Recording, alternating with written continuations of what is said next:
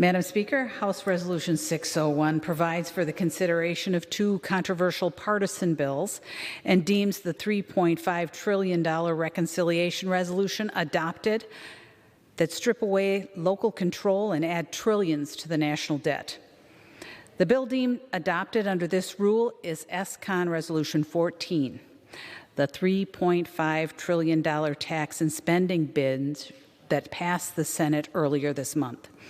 Madam Speaker, prices are at a 13-year high and inflation is rising. President Biden has already spent $1.9 trillion and is now looking to spend an additional $3.5 trillion, all while his administration pays Americans not to work and stifles our robust economy.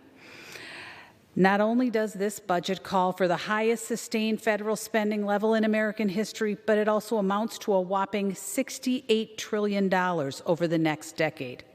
It raises taxes on the American people, ships jobs overseas, and taxes American employers at one of the highest rates in the world. It eliminates right-to-work protection and does nothing to address the historic flow of illegal immigration at the southern border. Democrats know their proposals are unpopular. They can't even get their own conference to agree. Instead, they're resorting to smoke and mirrors to push it through and hoping the American people aren't paying attention. Where is the transparency? If Democrats truly want to serve and help the American people, they need far more transparency and input from everyone, not just a few. This is no way to build a budget. Madam Speaker, then there is H.R. 4, which would make changes to the Voting Rights Act and strip state and local governments of their ability to manage their own elections. The Constitution places the responsibility for elections at the state level, and we have a long history of letting each state run their own elections. But H.R. 4 grants the federal government unprecedented control over state and local elections. It empowers the Attorney General to bully states and forces those states to seek federal approval before making changes to their own voting laws. H.R. 4 also provides incentives for advocacy groups to file as many objections as possible to manufactured litigation in the hope of triggering coverage under the Voters' Rights Act. We need safeguards that make it easy to vote and hard to cheat. H.R. 4 is not the solution. And finally, Madam Speaker, the final bill in this resolution is the Senate amendment to H.R. 3684, which provides for $1.2 trillion in new infrastructure spending.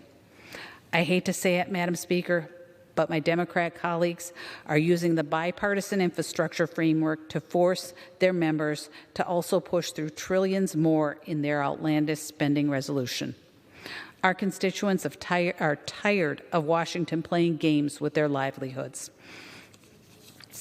To be sure, investing in our nation's infrastructure is critical. However, only a fraction of this $1 trillion plus bill is for roads, bridges, and other projects the American people would consider traditional infrastructure. With tens of billions for electric vehicle plug-ins, Amtrak, and light rail, if you live in a deep blue city, this bill is for you. But if you're one of the millions of Americans in a more rural area, this bill leaves you behind. Madam Speaker, our country's infrastructure should not be tied to the Democrats' partisan spending spree, especially during a pandemic. But here we are. Until Democrats stop playing games and work with their colleagues on a truly bipartisan compromise, I urge my colleagues to oppose this rule and the underlying bills. Thank you, Madam Speaker, and I reserve the balance of my time.